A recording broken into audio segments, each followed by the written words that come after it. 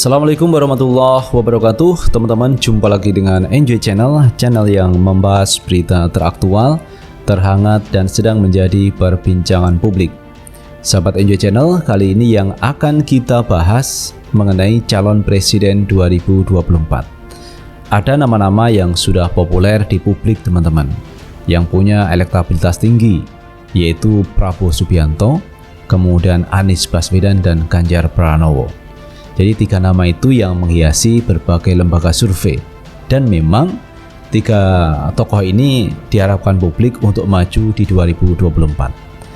Namun demikian teman-teman, kalau kita melihat Pak Ganjar Pranowo kemarin dalam Rakernas PDIP disuruh membaca teman-teman hasil Rakernas terkait wewenang menjadi calon presiden. Jadi calon presiden itu wewenang Ketua Umum PDIP Megawati Soekarnoputri. Jadi walaupun pendukung Ganjar itu mendeklarasikan Ganjar presiden, tetapi kalau pihak Megawati tidak mengusung Ganjar, maka tentunya Ganjar tidak bisa maju menjadi calon presiden dari PDIP.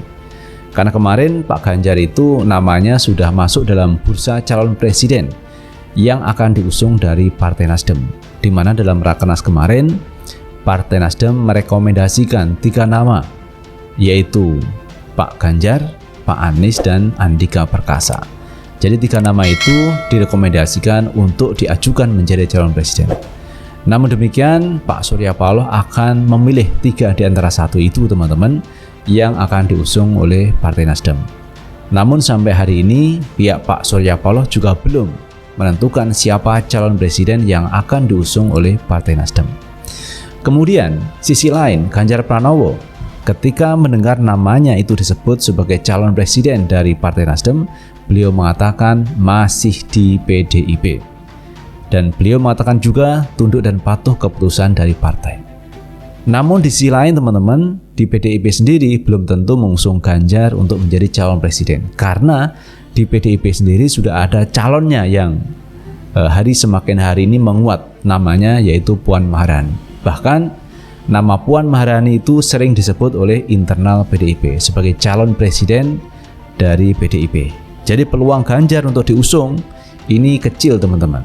Kalau melihat kondisi yang ada di PDIP, nama Puan Maharani ini cukup kuat untuk diusung di 2024. Nah, kalau Ganjar pengen maju menjadi calon presiden, tentu saja Ganjar bisa keluar dari PDIP. Nah, sekalian menurut saya teman-teman, kalau memang Ganjar itu pede dengan elektabilitas dan PD dengan para pendukungnya, boleh juga Pak Ganjar keluar dari PDIP dan maju sebagai calon presiden yang akan diusung oleh partai lain. Jadi semua itu perlu nyali dari pihak Ganjar Pranowo, karena namanya belum tentu akan diusung oleh PDIP menjadi calon presiden, karena yang menentukan itu adalah Megawati Soekarnoputri.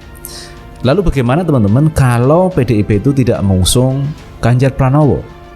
Nah, ini ada wacana lagi teman-teman, menggandengkan Puan dengan Anies Baswedan. Jadi Anies Puan sebagai calon presiden wakil presiden di 2024 atau Puan Anies di 2024. Ini sekali lagi wacana teman-teman, wacana dari beberapa pihak yang ingin menduetkan Anies Puan Maharani. Katanya ini akan nendang akan menjadi kekuatan yang dahsyat di Pilpres 2024. Karena ada sebuah message, ada sebuah pesan bahwa duetnya antara Puan Maharani dan Anies ini akan meminimalisir polarisasi di masyarakat. Karena ingat bahwa 2019 kemarin polarisasi cukup kuat teman-teman. Ada cebong, ada kampret, karena kadrun belum ada waktu itu. Jadi yang ada cebong, kampret. Itu sesuatu yang luar biasa. Jadi keterbelahan publik terkait Pilpres kemarin itu luar biasa. Dan ini ada beberapa pihak yang mencoba untuk menduetkan Anies dan Puan Maharani di 2024. Nah teman-teman, terkait itu semua ada berita yang cukup menarik untuk kita baca dari wartaekonomi.co.id. Pengamat belak-belakan soal daya ledak duet Anies Baswedan dan Puan Maharani. Ada gebrakan baru. Wah, ini luar biasa teman-teman, kalau itu terjadi duet antara Puan sama Anies Baswedan. Direktur Eksekutif Arus Survei Indonesia, Ali Rifan, mengaku akan ada gebrakan tersendiri jika wacana duet Anies Baswedan Puan Maharani dibentuk pada Pilpres 2024. Menurut dia, jika Anies Baswedan diusung Nasdem dan PKS, itu akan mendapatkan poin tersendiri bagi masyarakat. Jika mampu berkoalisi dengan PDIP, Anies Baswedan dianggap sebagai pemersatu koalisi rakyat dengan elit politik. Saya pikir jika duet Anies Puan terlaksana, publik bakal melihat ada gebrakan baru terkait politik tanah air, ujar Ali dilansir dari genpi.co pada Selasa 29 Juni 2022. Ali menjelaskan masyarakat akan melihat sesuatu yang segar jika Anies Puan melenggang pada Pilpres 2024. Sebab keduanya bisa bersatu, meski ada beberapa sentimen yang kerap dikeluarkan di publik. Duet Anies Puan cukup punya peluang bagus asalkan masyarakat mendapat sesuatu yang menarik, jelasnya. Selain itu, Ali menilai wacana duet Anies Puan bisa menghindari polarisasi di masyarakat. Menurutnya, Anies Baswedan dianggap mampu menjadi jembatan antara rakyat dengan elit politik. Nah, itu teman-teman pendapat yang disampaikan oleh Ali Rifan, Direktur Eksekutif Arus Survei Indonesia, yang membuat analisa kalau Puan dan Anies Baswedan ini diduetkan di 2024, maka ini akan menjadi satu gebrakan baru. Duet yang punya daya ledak tinggi. Ini menurut Ali Rifan, teman-teman. Jadi ini adalah salah satu wacana saja, teman-teman, karena belum tentu bisa terlaksana. Namun demikian kita harus ingat bahwa yang bisa mencalonkan calon presiden dan wakil presiden itu adalah partai politik yang sudah memenuhi presidential threshold 20%. Jadi memang ini agak rumit dan sulit, teman-teman, untuk mengusung calon presiden. Karena yang berhak mengusung calon presiden adalah partai politik yang punya presidential threshold 20%. Padahal yang punya PT 20% itu hanya PDIP, teman-teman. Jadi PDIP tanpa koalisi sekalipun, partai ini bisa mengusung calon presiden dan wakil presiden. Sedangkan partai-partai lain ini mesti harus berkoalisi kalau ingin mengusung calon presidennya. Seperti halnya ini yang akan dibentuk adalah koalisi antara Gerindra dan PKB. Nah, ini kalau dua partai ini sudah bersatu, maka ini juga bisa mengusung calon presiden. Karena kalau kita lihat elektoral dari Partai Gerindra itu adalah 12% lebih.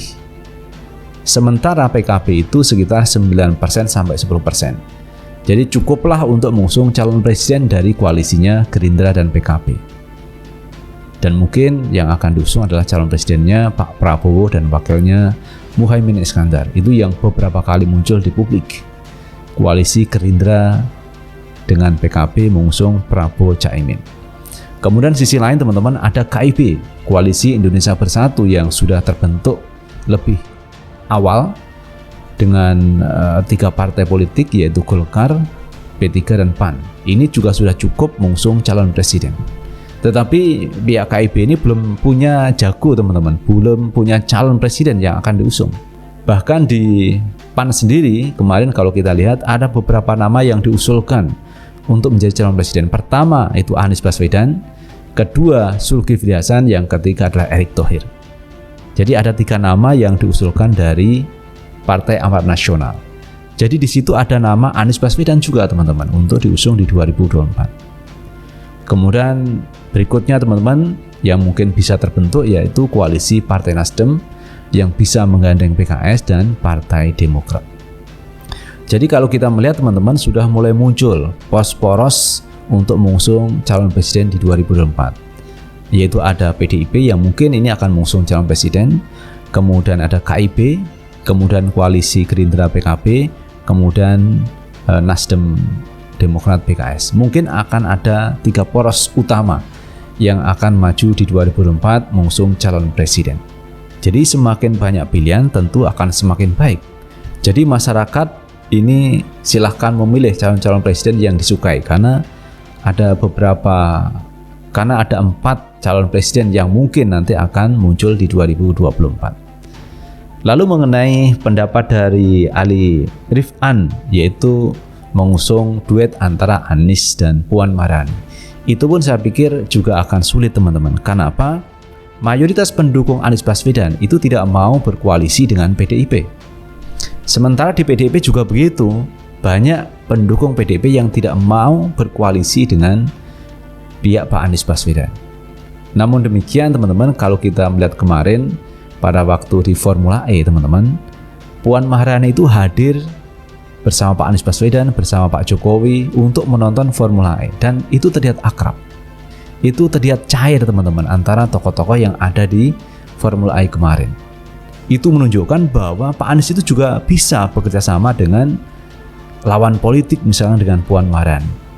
Itu bisa bekerja sama. Namun apakah ini juga bisa kemudian pendukung Pak Anies ini bisa bekerja sama dengan pendukung PDIP untuk mengusung Puan Maharani Anies Baswedan atau Anies Baswedan Puan Maharani? Ini yang perlu sosialisasi yang lebih dalam teman-teman. Karena intinya yaitu pendukung Pak Anies itu sama pendukung Puan itu tidak mau bersatu. Bahkan sudah membuat polarisasi yaitu kadrun dan cebong. Makanya itu teman-teman, dari analisa beberapa pengamat politik bagaimana kalau ini polarisasi tidak ada di 2024 dengan cara mengusung calon presiden dari pihak pendukungnya kadrun maupun pendukungnya cebong. Sehingga muncullah tokoh yaitu Puan Maharani dan Anies Baswedan. Bagaimana ini diduetkan untuk maju di 2024 agar tidak ada polarisasi di tahun tersebut. Itu yang diinginkan. Jadi apa yang menjadi keinginan para pengamat, para tokoh ini baik. Baik sekali teman-teman. Jadi untuk menyatukan anak bangsa ini agar tidak ada keterbelahan hanya gara-gara pilpres. Itu sebenarnya baik. Tapi masalahnya untuk memberikan penjelasan ke bawah itu juga tidak mudah teman-teman. Karena dari awal ini sudah ada polarisasi. Dan yang menjadi perhitungan juga teman-teman bahwa yang bisa mengusung calon presiden itu adalah partai politik yang sudah mencapai presidential threshold 20%. Jadi dua hal yang ini menjadi sesuatu yang rumit.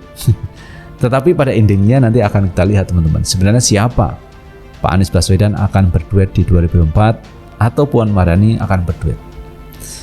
Itu teman-teman yang bisa kita bahas kali ini mengenai sebuah analisa dari Ali Rifan, Direktur Eksekutif Arus Survei Indonesia, yang mencoba untuk menduetkan Anies Baswedan Puan Maharani di 2024. Lalu bagaimana menurut pendapat teman-teman sekalian? Tulis di kolom komentar, karena komentar teman-teman akan sangat bermanfaat untuk yang lain. Sukses selalu. Assalamualaikum warahmatullahi wabarakatuh.